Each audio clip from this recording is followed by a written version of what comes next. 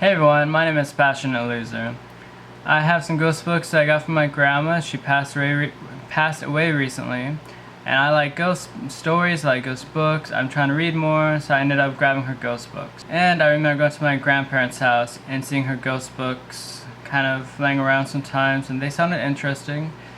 I wasn't really a big reader until recently. I've been actually forcing myself to read a little bit more. I think reading manga kind of helped me get the attention span to read longer things.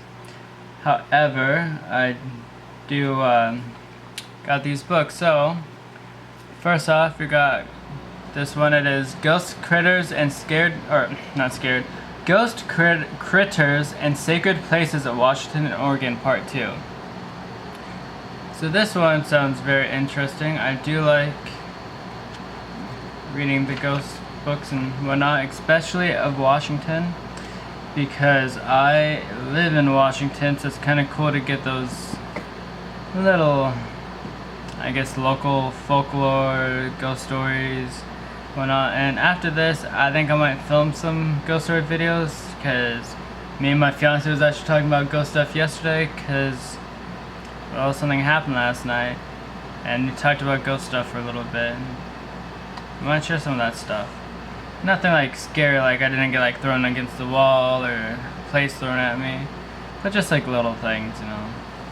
I actually never had anything like big like that happen to me. So near-death experiences. This one's not technically ghost, but it still sounded interesting anyways, because I'm like really interested in kind of like ghosts and the afterlife and like what happens.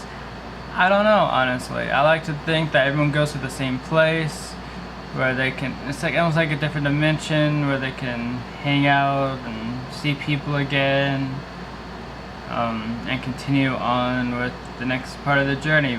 I don't really believe in heaven or hell or anything like that, but at the same time, I don't know. Anything is possible. For all I know, nothing happens. I don't know. I just like thinking about it. The next is Haunted U.S. Battlefields.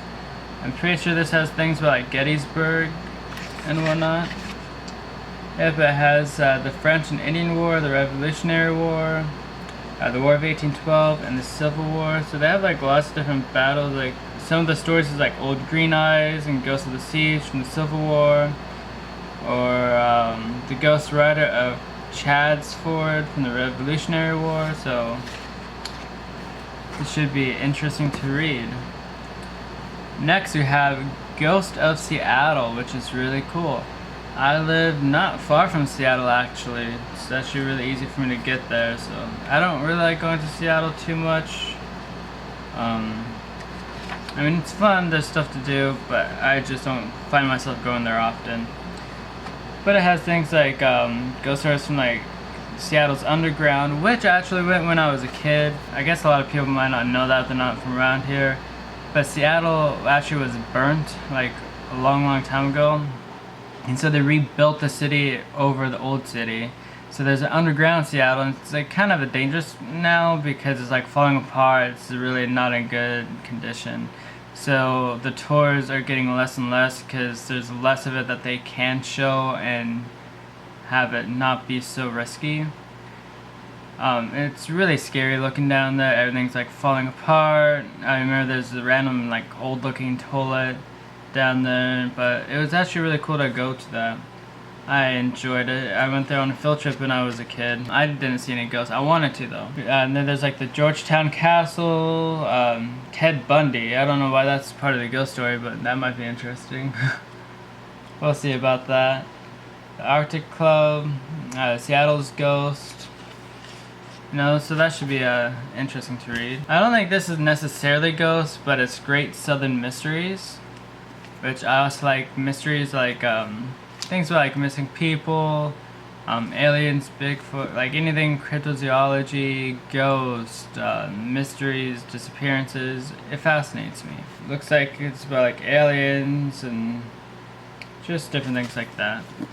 This next one is Weird Haunting, True Tales of Ghostly Places. As you can see, it has a lot of different ghost things. Some of it is like the world's largest haunted place, the Mount Tombear, the Ghost of Gettysburg, the Ghosts That Move, the Stone Line Inn, the Bullock Hotel. So there's things for like hotels, outdoors, haunted houses, historic events. Should be good. And that reminds me, when I was a kid, at my grandparents' house, they used to watch a lot of ghost shows. Well, my grandma watched a lot of ghost shows. My grandpa kind of watched them because my grandma was watching them. And it was actually fun to watch them. One of the ones that my grandma used to watch a lot that I thought was really interesting was, I think it was like haunted hotels or something like that. And I went to different haunted hotels and talked about kind of like the lore of the hotels, the ghosts that you could see.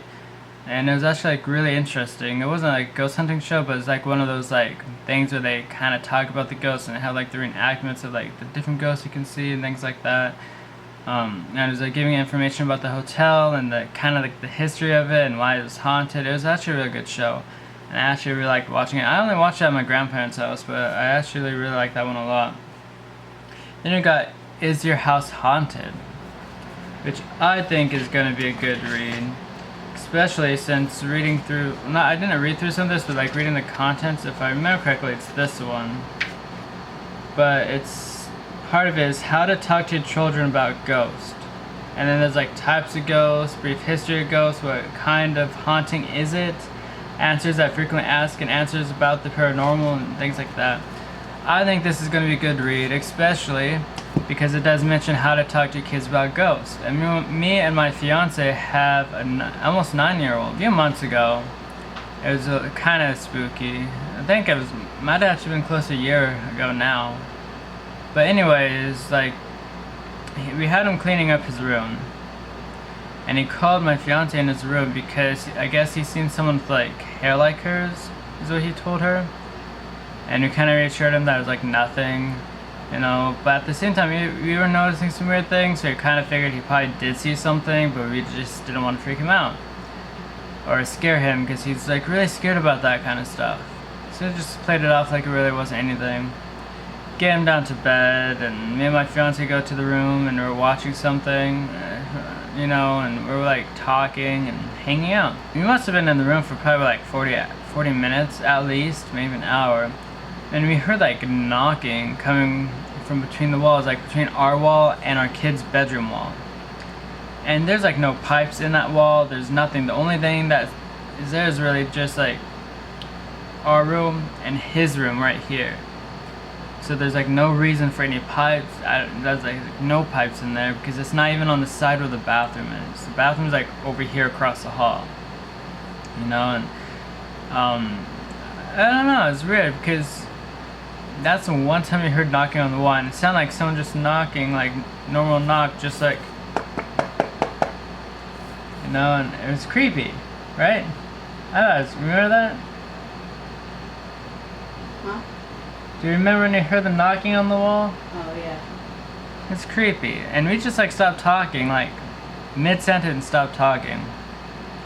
I thought my kid was like scared, and he was like knocking on the wall because he was too scared to get out of the bedroom. And that's where my mind went. So I got out of the room, I went to his room, and I didn't see him, you know? And then, because like his room is like a little hallway kinda, and then like his room, the little hallway is just because there's like the closet right here, so it's just like a little hallway part before the main room. And so I walked in so I could see what was up, and I even called it like, hey, what's up? And he was asleep. Now he doesn't play really pranks like that, you know. I don't think he'd even think about doing that, honestly. It would be so out of character for him. But he's also a really bad liar too, and a really bad actor. So you know when he's playing around. And I went in his room, and he was passed out. He was snoring. Like, normally when he goes to sleep, he's like under the covers, and then he like moves around a lot, so he works his way out of the covers. He was fully out of the covers. Like no sheet, no blanket on him, snoring, arms and legs all just spread out crazy. There was no way he was awake. No way he was playing around. And I just thought that was so creepy. Like, he's obviously seen something. brought it to our attention. We kind of reassured him that it was nothing, and then he heard knocking on the wall, like, not even all that long later. Anyways, that was creepy. Then we got Coast to Coast Ghost. True stories and hauntings across America, which I also think is going to be a good one. We've got things like haunted homes, the littlest ghosts, school spirits, paranormal pets, and Ghost Trilogy. And Paranormal Pets reminds me, when I was probably in like middle school, high school, you know, and I'd never seen a ghost pet, but I liked Animal Planet a lot. That was like the thing I watched all the time. And they had a show called Haunted Animals or Haunted Pets, and the whole thing was about people's like cats and dogs seeing ghosts.